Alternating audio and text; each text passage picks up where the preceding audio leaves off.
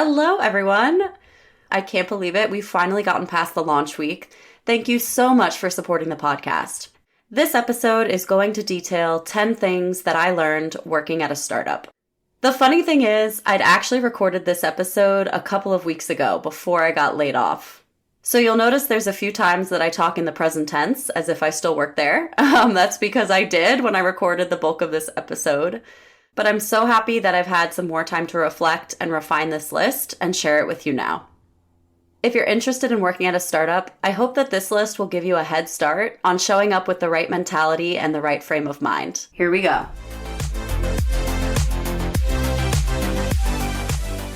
Number 1. The learning curve is approximately 10 times what it was in consulting.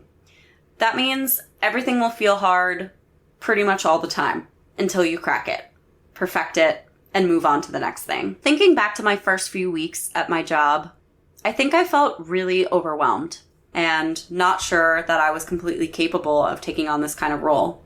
When you have to learn something new every single day, it definitely gets tiring. It takes a lot more mental and emotional energy to learn new skills than it does to continue executing on ones that you already know. So I was really, really drained in the beginning. It was exciting, but I also felt like I couldn't keep up. Now I think I'm more used to the pace, and the rate at which I learn has definitely sped up. And that's a great skill that I know I'll be able to take with me to anything that I do in the future. Number 2, treat everything as an experiment. In the tactical sense, like don't keep forcing features that aren't working. Get comfortable with executing quickly and just aim to learn something fast. In order to experiment effectively, you should always start with a hypothesis, some expectation that you think will happen as a direct result of the feature or the campaign or whatever it is that you're going to run is going to have. In order to make an informed hypothesis about what you want to experiment with, it's best to think about customers with a data-driven mindset. So look at usage patterns. Look at the ways that people interact with your product today. Make some intelligent proposals based off of metrics that you think you can positively impact. That will all go into your hypothesis. Write out what you think the impact of that project will be on your key metrics. Then build it and build it as fast as you can. The key is don't delay. The aim is to get to an answer. Either it succeeds or it fails, and by how much. You want to be able to get to that answer relatively quickly. The key is to fail fast. As soon as you put one failure behind you, then you can start your next experiment and try something else. 9 times out of 10, what you experiment with won't work.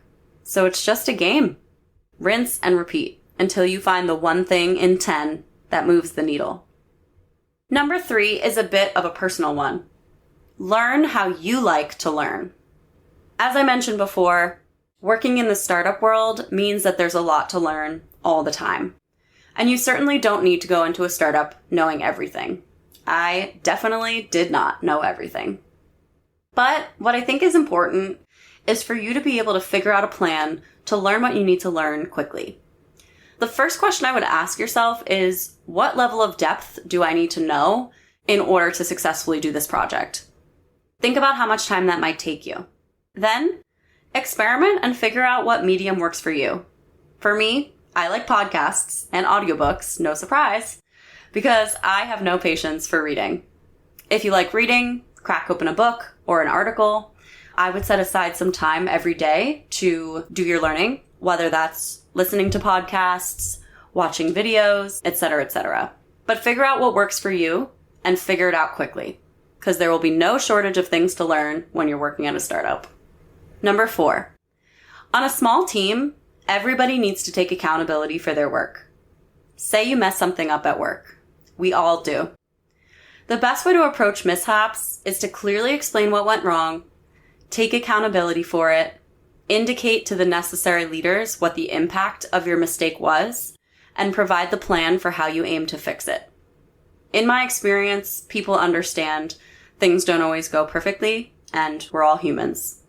But showing your awareness of the problem and your plan to move forward only increases their trust in you as a member of their team. Number 5, get comfortable sharing often. The more you over-communicate, the better, because otherwise no one will know what you're working on and the value that you're providing to the company. Make it clear what you're working on every day. I do this a lot more now than I used to do in consulting, but the pace also moves much quicker.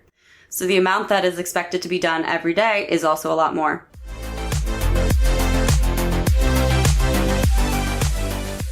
Number 6. I think this one might be my favorite one on the entire list. And that is, you have to get comfortable being proactive instead of reactive. There's not always going to be someone to tell you what to do or assign you to a project. You have to have your eyes and ears open at all times, thinking about other areas of the business than just your own.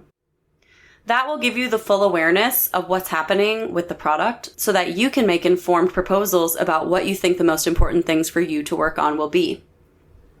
I really value someone who comes with ideas and a plan, rather than me having to delegate work all the time, because that's a lot of work.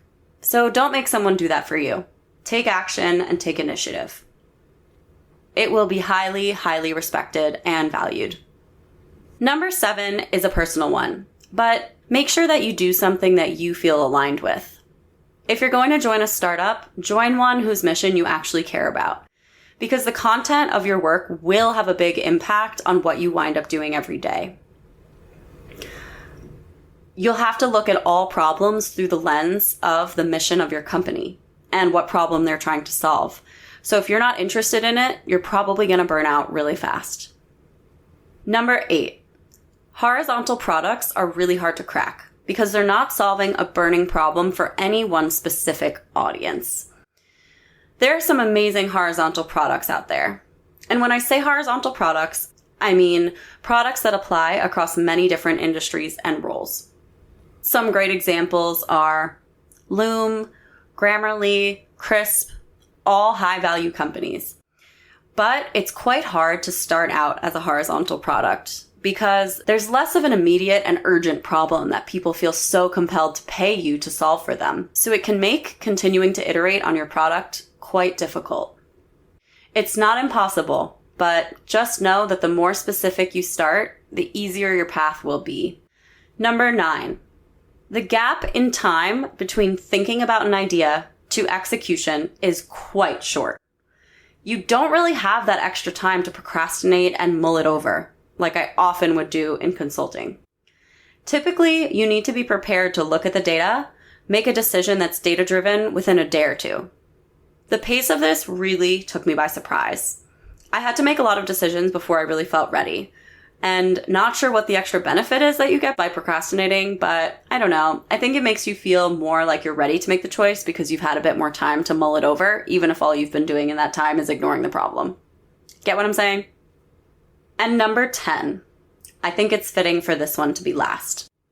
When your head's down all the time, nitpicking at all the tiny details and thinking of the small ways that you can make improvements to every little thing, make sure that you take time to come up for air, yourself and as a team. Have a team discussion to see if you're missing any big opportunities. You need to look back up. Look at the view above the trees and not just in the forest. Chat with external people in your network to get a fresh perspective. Sometimes when you've been working on a problem for so long with the same people, you tend to develop a similar point of view. And it's good to get some outside eyes and ears on the problem. So there we go, you guys. This has been my list of the top 10 things I've learned upon reflecting on my time working at a startup. Do you know someone in your network who might be deciding whether or not to join a startup? It would mean so much to me if you would share this episode with them and give it a 5-star review on wherever you listen to your podcasts. Next week's episode is a conversation with an incredible designer who I had the pleasure of working with at our previous startup. It was such a great conversation about authenticity, nonlinear careers, working for overly opinionated founders, and how she landed a new job offer within 5 weeks after we both got laid off. It was such a genuine, authentic conversation, and I can't wait for you to hear it next week. Thank you so much for listening to Professional Life Crisis. Look forward to catching you again for some more professional chit chat. See you soon.